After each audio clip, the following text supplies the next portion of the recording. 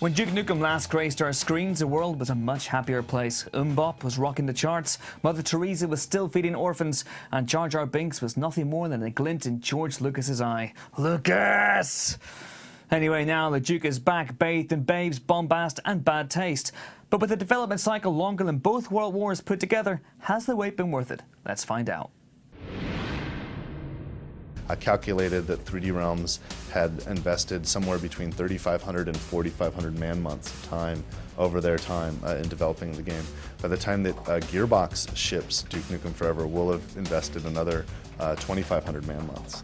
When Duke Nukem begins, Duke is finally playing his own video game. And what's interesting is it's kind of a fourth wall moment where, you know, he feels about it kind of the same way we do. It's like there's so many games that take themselves seriously. And you know, it's nice, it's kind of refreshing to be able to relax, to remember that video games are supposed to be fun. Yeah, but after 12 years, it should be.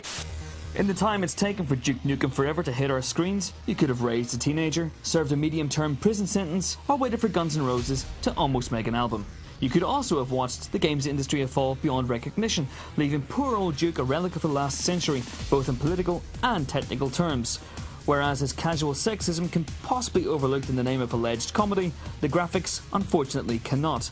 In modern terms, it stinks more than a conga line of diuretic skunks, further addled by an epileptic frame rate that is scarcely any smoother than Duke's one-liners.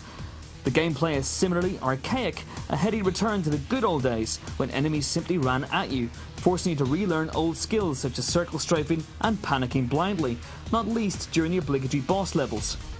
It's by no means easy, however, and unlike modern shooters, there's no omnipresent white dot to follow. You often have to work out what to do by using your mind, a concept that younger gamers may find bewildering.